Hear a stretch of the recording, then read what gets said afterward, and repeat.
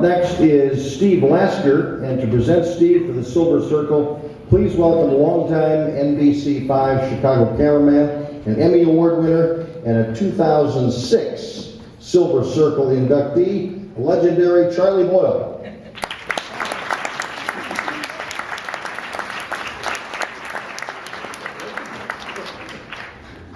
Good evening, ladies and gentlemen.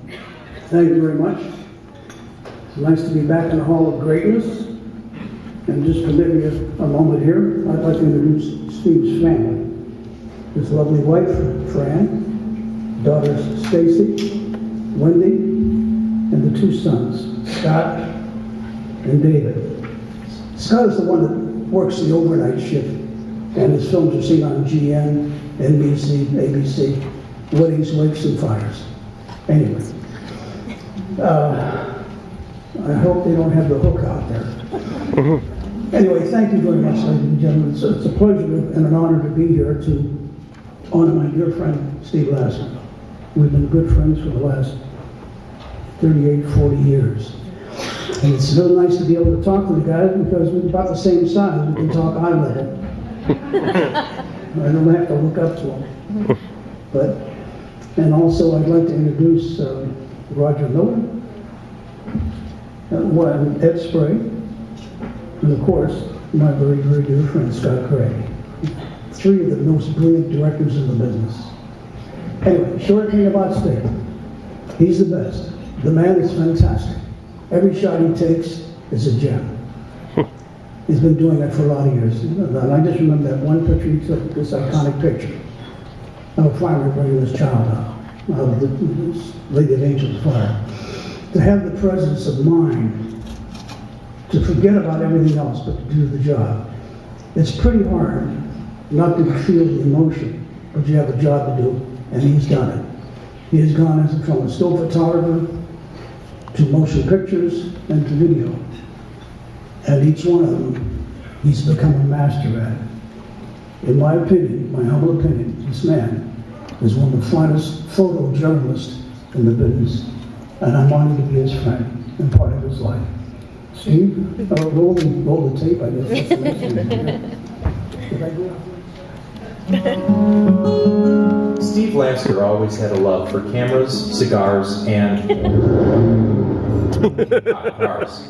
Steve spent the earlier days of his freelance career hitching rides on local fire rigs, shooting pictures that he would occasionally sell to insurance companies. Steve's professional news career was launched in May of 1950 when an oil truck crashed into a streetcar and exploded at 63rd and State. 34 people burned to death. Steve was the first news person on the scene. And these two gentlemen came up to me and they said, "Who are you shooting for, kid?" I was only 19. And I said, "I'm freelance." He said, "Well, you want to sell your pictures to us? We'll give you $100 for it." Well, back in 1950, that was a lot of money. Those two guys who approached Steve were from WNBQ Channel 5, where he was hired to shoot still pictures for that station's newscasts. Steve had makeshift darkrooms at the Merchandise Mart studios as well as in his car. That meant quick turnaround compared to 16mm film that was processed off-site and couriered back to the station. In 1955, Steve was hired as a press photographer by the Chicago American newspaper, where he earned 37 awards for excellence in 15 years. His ability to capture historic and often tragic images was most evident in 1958, when he arrived at the Our Lady of the Angels school fire, in which 92 children and 3 nuns lost their lives. When you see children, it hits you right in between the eyes. Your heart starts palpitating. How do you separate it? You can't. If you don't feel remorse over something terrible like that, something's wrong with you. And I learned at an early age that you've got to have feelings for what you're doing, but you got to do it, whether you like it or not. Steve covered it all for the Chicago American before returning to television, joining WBBM-TV Channel 2 in 1970. He shot film and then tape during his 25-year run as a news and documentary cameraman. Steve partnered with documentary producer Scott Craig on several award-winning projects. The specials included the 1975 Emmy-winning Oscar Brown is Back in Town, featuring singer, poet, and activist Oscar Brown himself.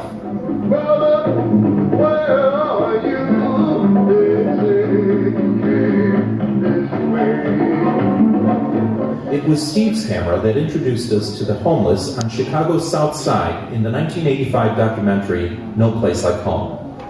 She dropped out of high school when she got pregnant the first time. Her oldest child is now 2. The baby is nearly 1. Steve Lasker and Scott Craig even teamed up to recreate history. 8 White Sox players were accused of accepting bribes to throw the 1919 World Series. Lasker's camera brought viewers into the courtroom for the trial of shoeless Joe Jackson. Let the lady back, please. Thank you. Say it ain't so, Joe. Say it ain't so. I'm afraid it is, son.